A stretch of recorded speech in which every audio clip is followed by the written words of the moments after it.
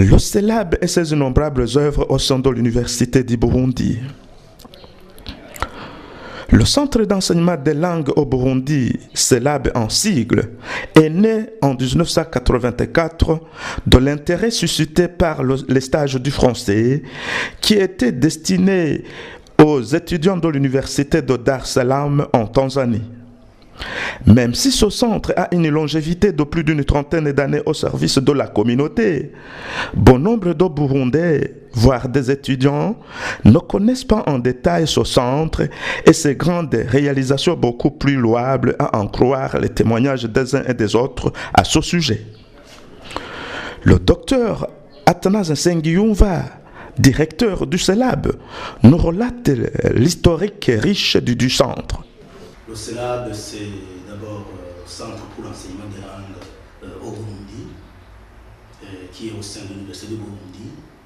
Et il est né en 1984 de l'intérêt suscité par les stages de français qui étaient destinés aux étudiants de l'Université de Dar es Salaam en Tanzanie.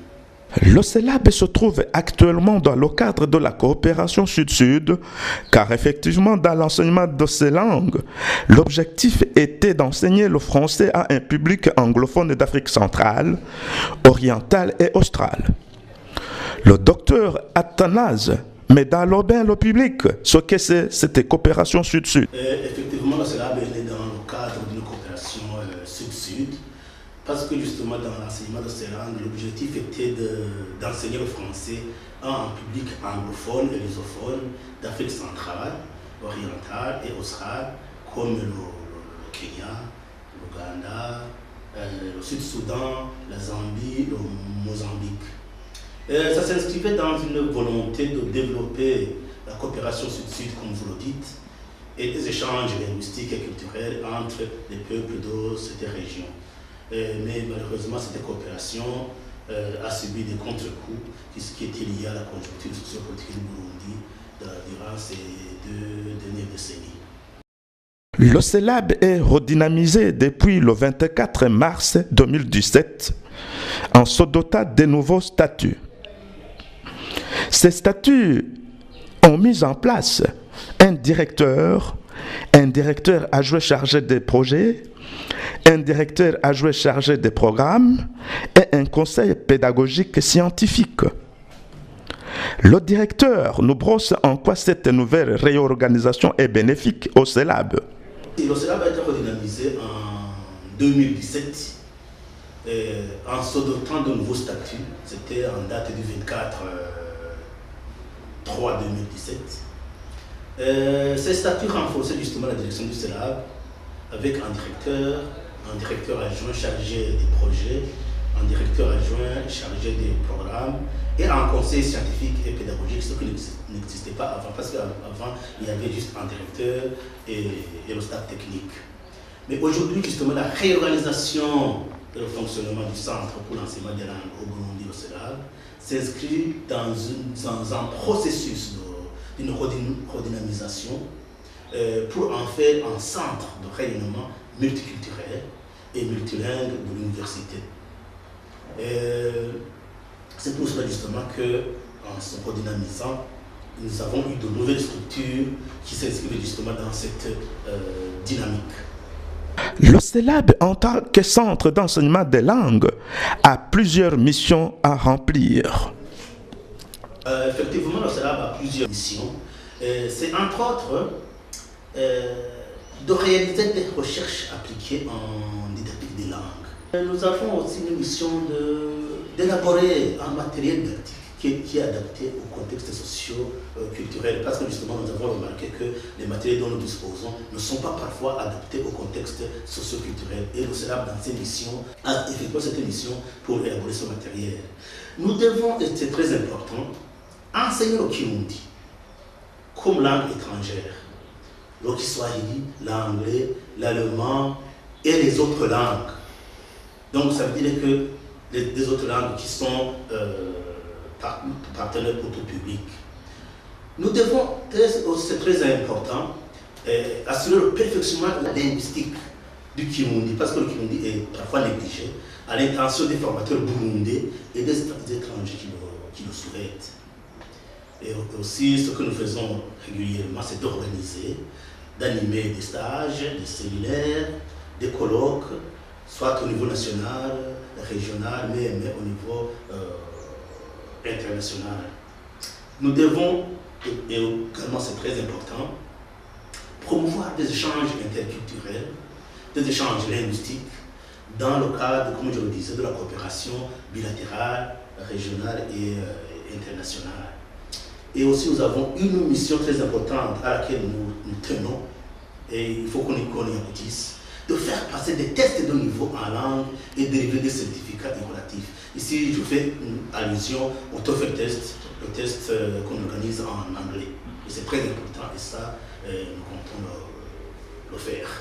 Le CELAB, en tant qu'un centre très important de l'Université du Burundi, dispose d'un équipement très important qui l'aide à aboutir à toutes ces réalisations. Le directeur du centre nous précise le genre des équipements qui sont à sa disposition. Cela a ces infrastructures d'accueil qui permettent d'accueillir toutes ces activités. Et nous disposons de locaux qui ont été construits et équipés par l'Agence de coopération culturelle et technique et qui ont été réhabilités par la coopération française. Parmi ces locaux, nous avons un centre d'accueil qui comprend une salle de conférence, un réfectoire et 30 chambres d'hébergement.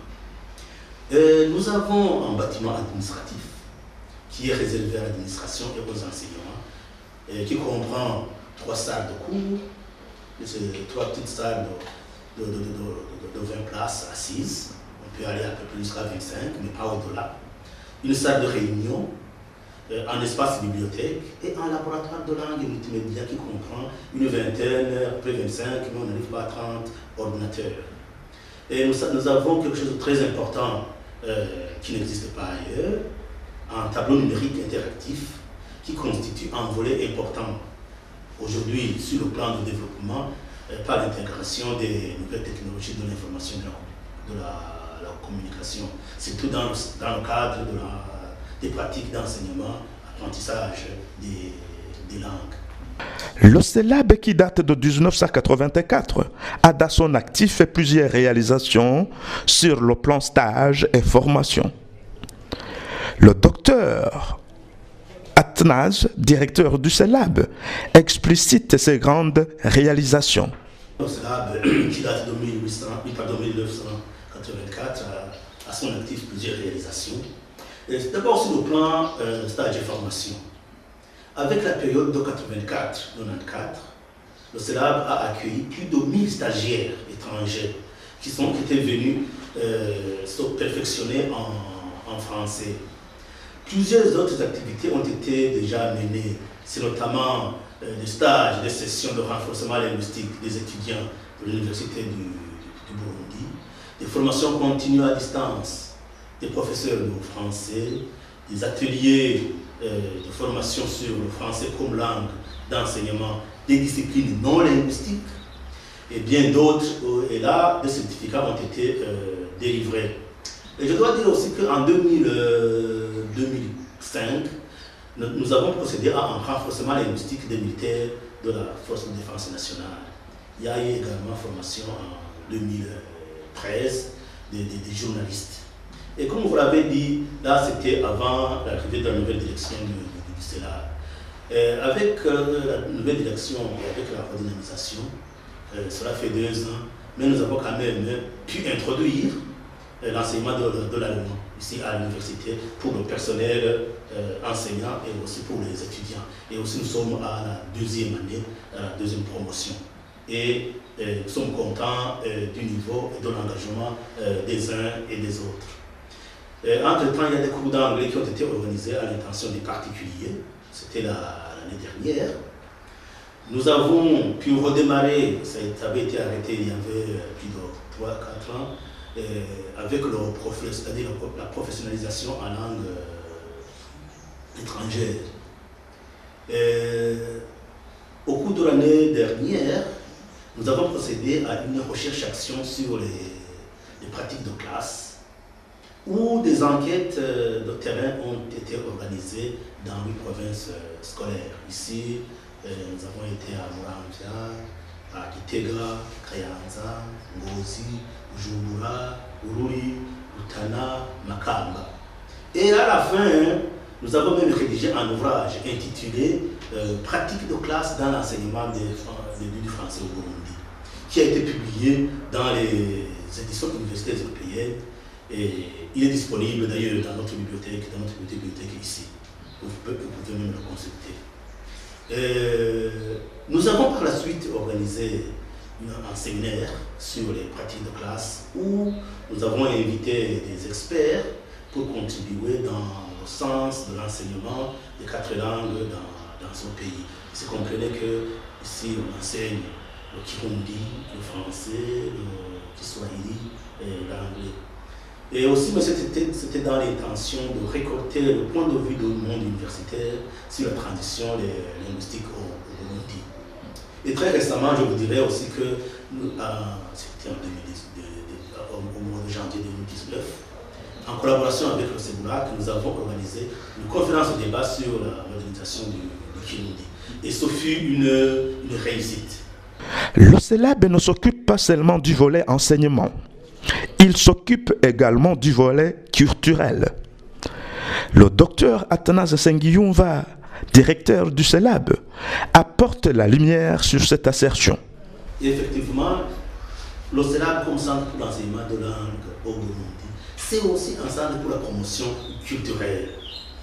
Alors, au niveau des activités socioculturelles, il y a eu création de 5 espaces, ce qu'on appelle les maisons TV5 Monde, qui se trouvent à Bujumbura, à Ngozi, Gitega et Bururi. Et ceci, c'était en partenariat avec l'ambassade de France au Burundi, la TV5 Monde, l'Institut français de Bujumbura, mais aussi l'Alliance française de Gitega. Et aujourd'hui, chaque vendredi, il existe un ciné-club qui est animé par le club RFI à 18h dans 3 maisons TV5. Je dis à Bujumbura. À Bujumbura, ça se passe au CELAB, au CEDAC, dans le centre d'accueil. À Ngozi, ça se passe à l'université de Ngozi. Et à Gitega, à l'Alliance française. Le docteur Athanase Nsengiyumva n'a pas manqué d'expliciter les perspectives d'avenir à court, moyen et long terme du CELAB. D'abord, nous devons continuer à accueillir les étudiants et les professeurs stagiaires dans le cadre d'une convention qui a été signée entre le CELAB et les différentes ambassades de France. Ici, nous collaborons directement avec l'ambassade du Kenya et nous comptons continuer justement dans ce cadre-là.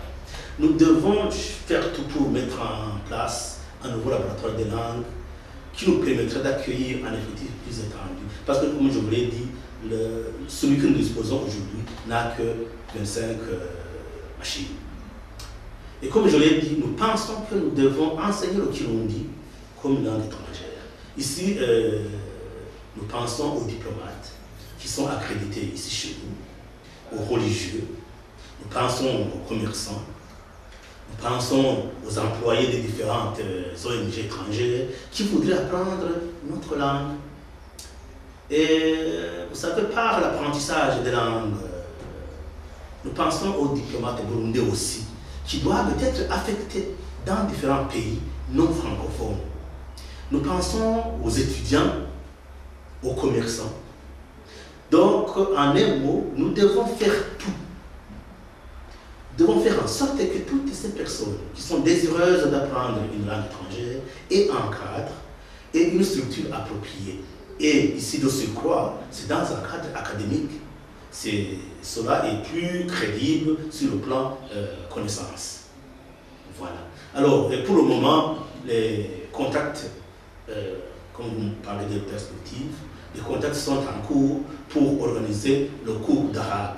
Et je vous dirais que, à l'heure où je vous parle, les inscriptions sont en cours. Nous sommes déjà à une 60aine d'inscrits en un jour pour commencer à apprendre l'arabe.